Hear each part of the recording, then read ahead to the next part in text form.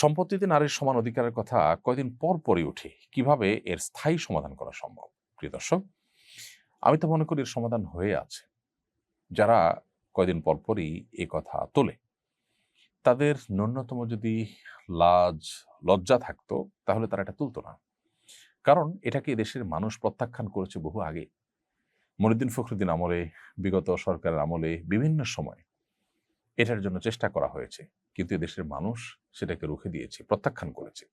একটা দেশ যদি জনগণের আশা এবং আকাঙ্ক্ষার প্রতিফলন হয় সে দেশের আইনে, সে দেশের সংবিধানে, সে দেশের সবকিছুতে, তাহলে সেটাই যদি হয় তথাকথিত গণতন্ত্র, তাহলে তার দাবি আলোকেই তো এখানে বলা যায় যে নারীকে সম্পদে, বাবার সম্পদে ছেলের সমান ভাগ দিতে কোরআন বলে না। কারণ খরচের দায়ভার নারীর উপরে নেই, টোটাল খরচের দায়ভার ছেলের উপরে। বিধায় মেয়েকে এখানে যে অর্ধেক দিতে বলা হয়, সেটাই তার জন্য আসলে অনেক, কারণ খরচের বেলায় সে শূন্য। তো যারা এখানে সমান সমান দেওয়ার কথা বলেন এবং তারা মনে করেন যে নারীকে বোধহয় সমান সমান দিলে তিনি স্বাবলম্বী হবেন, পুরুষের টর্চারের থেকে তিনি রক্ষা পাবেন। অনেক পুরুষ খারাপ, তারা সামান্য একটু ভরণ পোষণ দিয়ে স্ত্রীর উপরে জুলুম করে, সেটা আর সইতে হবে না যদি বাবার সম্পদে ডাবল সম্পদ পান। প্রশ্ন হলো যে বাবার সম্পদে এক আনা পাচ্ছেন, সেখানে দুই আনা পালে, ডাবল পাইলে আর এই জুলুম তার হবে না, তিনি সুখের সংসার করতে পারবেন, এই গ্যারান্টি আপনাকে কে দিয়েছে? আমরা তো দেখি যে সমস্ত মেয়েরা সচ্ছল, যে সমস্ত মেয়েরা নিজেরা উপার্জন করছেন, চাকরি বাকরি করছেন, তাদের দাম্পত্য জীবনে অশান্তি আরো বেশি।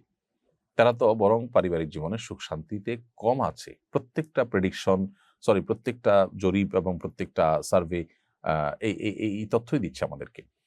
তাহলে বোঝা গেল যে নারীকে সম্পদ এর ক্ষেত্রে বা ভাইয়ের সমান বোনকে যদি দেওয়া হয়, তাহলেই শুধুমাত্র এই সমস্যা দূর হয়ে যাবে, তার জুলুম কমে যাবে, তা কিন্তু নয়।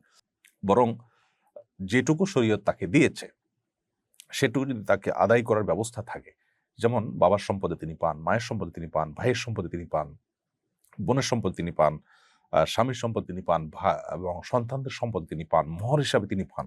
তার এই সব পাওনাগুলো যদি আদায়ের ব্যবস্থা থাকে, তাহলে সেটা দিয়ে কিন্তু তিনি স্বাবলম্বী হতে পারেন, নিজের পায়ে নিজে দাঁড়াতে পারেন। অতএব নারীকে সম অধিকার দেওয়ার কথা বলে মূলত সমাজকে পরিবারের যে বন্ধন আছে, আমাদের পারিবারিক যে সুখ আছে, এটা দূর করার অপপ্রয়াস চালাচ্ছে এক শ্রেণী মানুষ। কারণ তখন পশ্চিমাদের মতো পরিবার ব্যবস্থাপনা থাকবে না